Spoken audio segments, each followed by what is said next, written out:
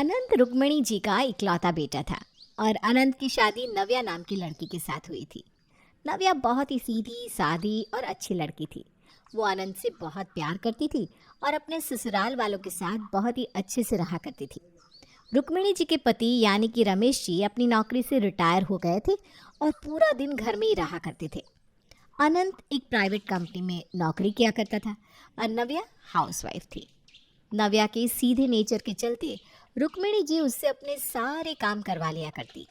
एक दिन शाम के लगभग 8 बज चुके थे और नव्या रसोई में खाना बना रही थी। अरे ये मेरी डायबिटीज़ की दवाई ख़त्म हो गई है। ज़रा आनंद को फ़ोन करके कहो ना मेरी दवाई लेता आएगा। अरे बेटे को क्यों परेशान करते हैं, थका हारा ऑफिस से आता है बेचारा। अरे तो उसमें परेशानी क्या है?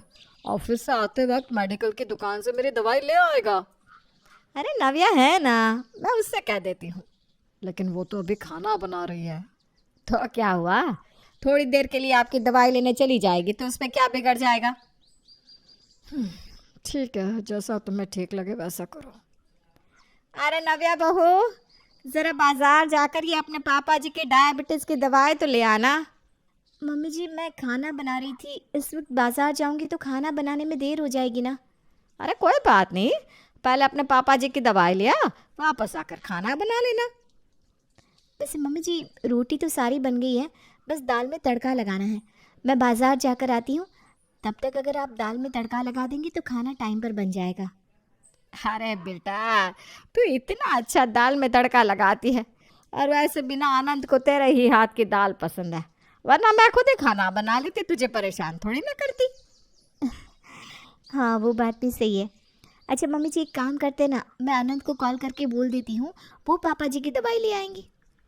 अरे बेटा, अब ऑफिस से थका हारा आएगा, दवाई लेने के लिए रुकेगा तो उससे देर हो जाएगी ना। अब उसे भूख भी लग रही होगी।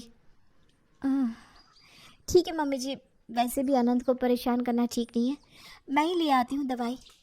और इस तरह से रुक्मिणी अपनी बहू से अनंत का नाम लेकर अपना काम करवा लेती है। अगले दिन अनंत ऑफिस जाने के लिए तैयार होता है। मम्मी आप मेरे साथ चलिए, मैं आपको हॉस्पिटल छोड़ दूंगा, डॉक्टर को दिखाना था ना आपको। अरे नहीं नहीं बेटा, तू ऑफिस जा, तुझे बेकार में देरी हो जाएगी। लेकिन मम्मी फिर आप हॉस्पिटल कैसे जाएंगी। अरे तू उसकी चिंता मत कर, निकल जा ऑफिस के लिए। अनंत ऑफिस चला जाता है। कुछ देर के बाद नव्या अपने कमरे से तैयार होकर आती है। मम्मी जी वो मैंने आपको बताया था ना, आज मेरी एक सहेली आ रही है और मुझे उससे मिलने के लिए जाना है, मैं शाम तक वापस आ जाऊंगी। अरे बहू, वैसे तो मैं तुझे रोकती नहीं, लेकिन आज मुझे ना हॉस्पिटल जाना था। मैं सोच रही थी तू मुझे अपने साथ हॉस्पिटल ले जाए तो। लेकिन मम्मी जी आप अनंत के साथ क्यों नहीं गई, और वैसे भी कल सैटरडे है, अनंत की छुट्टी है ना, आप कल उनके साथ चले जाना। वो क्या है ना, मुझे मेरी फ्रेंड से मिलना था।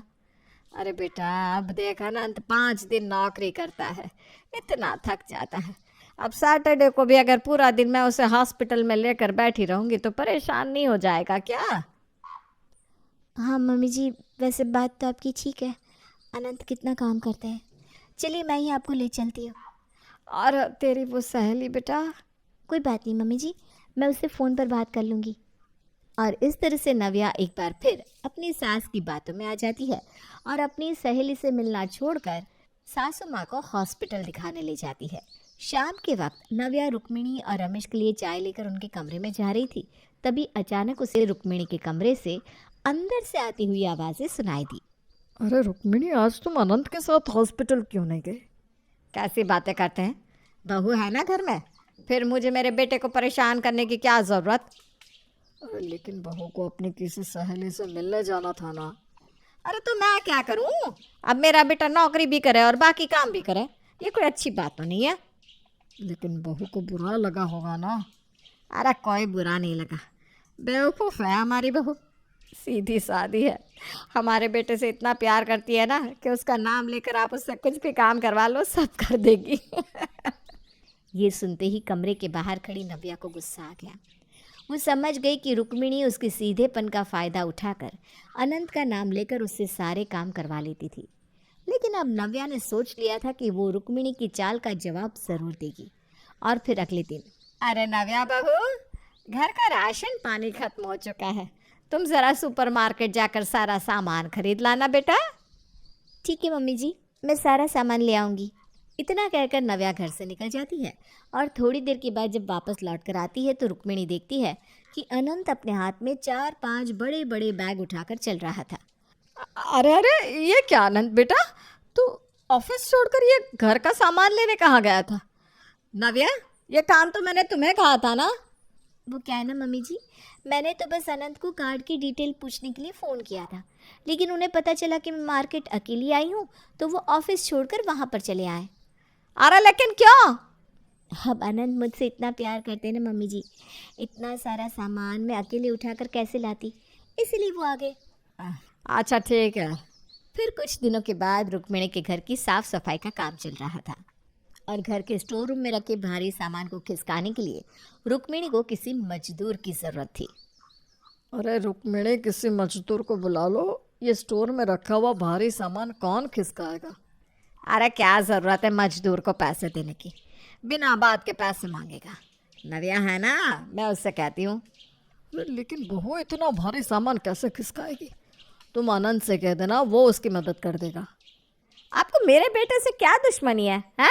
एक दिन चैन से सो नहीं सकता क्या वो? अच्छा अच्छा ठीक है, जो तुम्हें ठीक लगता है वो करो।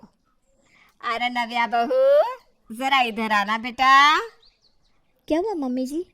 बेटा, ये स्टोर का सारा सामान खिसका दो ना। सामान ना थोड़ा भारी है, लेकिन मैंने सोचा अगर मैं आनंद से कहूँगी तो उसकी नींद खराब हो जाएगी। मम्मी जी आप ठीक कह रही हैं, ये काम तो मैं ही कर देती हूँ, मैं बस 2 मिनट में आती हूँ। अरे कहाँ जाना है तुम्हें? दूसरे कपड़े पहन कर आती हूँ ना मम्मी जी, ये कपड़े खराब हो जाएंगे। इतना कहकर नव्या अपने कमरे से निकल कर आती है। उसके साथ में आनंद भी आ रहा था। आनंद स्टोर में जाकर सारा सामान खिसकाने लगता है। अरे ये क्या कर रहा है बेटा, तू क्यों परेशान हो रहा है? नव्या बहू, मैंने तुमसे कहा था ना ये काम करने के लिए।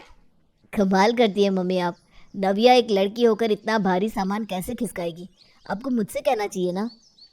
इतना कहकर आनंद सारा काम करके वहाँ से चला जाता है।